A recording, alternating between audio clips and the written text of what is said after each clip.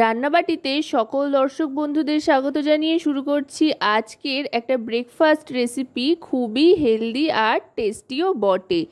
এর জন্য লাগবে চাল। সকাল সকাল ভাত খেতে কিন্তু খুব একটা কারোরই ভালো লাগে না, তবে ভাতের পরিবর্তে যদি গোবিন্দভোগ চাল খানিকটা ভিজিয়ে রাখা যায়, তারপর সেই চালটাকে মিক্সার গ্রাইন্ডারে দিয়ে জল দিয়ে পেস্ট করে নিতে হবে। খুব একটা বেশিক্ষণ ভিজিয়ে রাখার প্রয়োজন নেই, 2 থেকে 3 ঘন্টা মতো ভিজিয়ে রাখলেই যথেষ্ট। এবার চালটা পেস্ট করে নিয়ে একটা মিক্সার বোলের মধ্যে ঢেলে নিতে হবে। আপনারা যতটা বানাবেন সেই অনুযায়ী চালের পরিমাণটা কম বেশি করে নিতে পারেন। এবার এর মধ্যে দিয়ে দিচ্ছি জল। মিক্সার গ্রাইন্ডারটা ধুয়ে একটু জল দিয়ে নিচ্ছি। এবার দিয়ে দিচ্ছি হাফ কাপ সুজি। নর্মাল যেই সুজি আমরা সাধারণত ব্যবহার করে থাকি প্রত্যেক দিন বাড়িতে, সেই সুজি ব্যবহার করছি হাফ কাপ মতো। এবার এতে দিয়ে দিচ্ছি পরিমাণ মতো চিনি আর নুন। আপাতত কিন্তু নুন আর চিনি দিচ্ছি, আর কোনো মশলাপাতি এতে কিন্তু পড়ছে না। এবার ভালো করে মিশিয়ে নিচ্ছি। প্রথমে সুজি আর নুন চিনিটা দিয়ে ভালো করে মিশিয়ে নিচ্ছি। যদি মনে হয় জল লাগবে তো আর একটু জল মেশাবো। জলের আর প্রয়োজন নেই যেহেতু, তাই আর জল মেশালাম না। আর এদিকে কড়াইতে সাদা তেল গরম করে তাতে দিয়ে দিলাম 1 টিস্পুন পরিমাণে কালো সর্ষে। এবার দিয়ে দিচ্ছি কারি পাতা বেশ খানিকটা পরিমাণে, আর দিয়ে দিচ্ছি মুগ ডাল। মুগ ডালটাও ভিজিয়ে রেখেছিলাম। এখানে 2 টিস্পুন মতো মুগ ডাল দিয়ে দিলাম।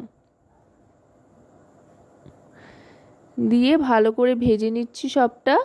ভেজে নিয়ে গ্যাসের ফ্লেমটা অফ করে তেল সমেতই চালের যে গোলাটা তৈরি করে রেখেছিলাম তার মধ্যে দিয়ে দিচ্ছি। দিয়ে ভালো করে ফেটিয়ে নেব। এই রেসিপিটা কিন্তু খুবই সহজে কম সময়ে চটপট তৈরি হয়ে যায়, আর খেতেও কিন্তু বেশ ভালো লাগে আর খুব হেলদিও বটে। এবার ভালো করে মিশিয়ে নিচ্ছি। মিশিয়ে নিয়ে এবার এটা একটা একদম ফ্ল্যাট ছড়ানো থালার মধ্যে ঢেলে নেব।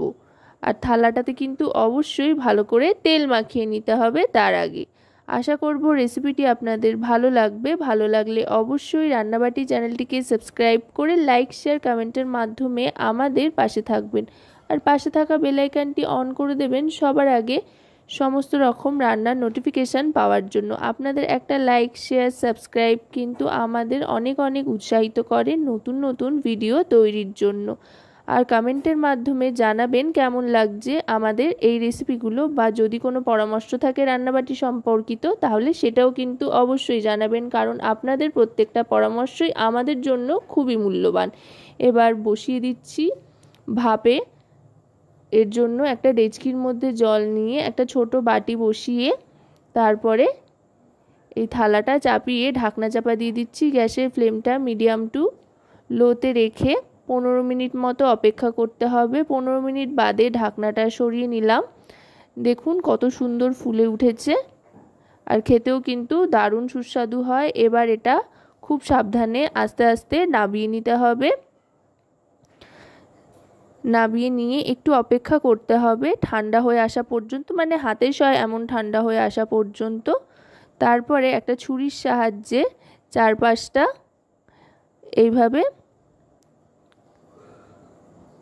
ঠেলে ওপর করে একটা প্লেটের মধ্যে নিয়ে নিচ্ছি।